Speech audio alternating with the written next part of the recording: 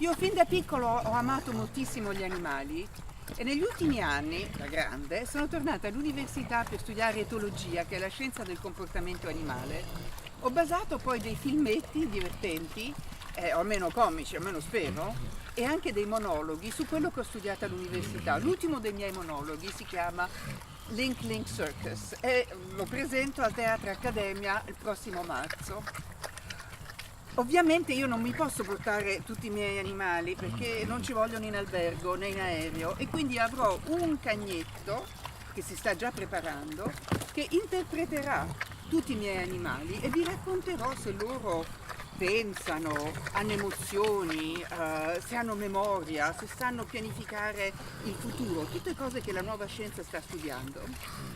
Io sono molto riconoscente a Teatro Accademia, alla Fondazione di Nando Elsa Peretti, a Guido Torlonia, per avermi permesso di preparare questo spettacolo eccentrico che spero vi piaccia. Da una parte io vorrei che voi vi divertiate e basta, però vorrei anche dividere con voi lo stesso stupore che ho provato io quando ho studiato queste cose della scienza. Studiare la scienza è noiosissimo, però una volta che si capisce è meraviglioso. Quindi vorrei che la vostra reazione, la reazione del pubblico sia ah. Questo è quello che vorrei ottenere con il mio spettacolo. Vi vedrò la prossima primavera.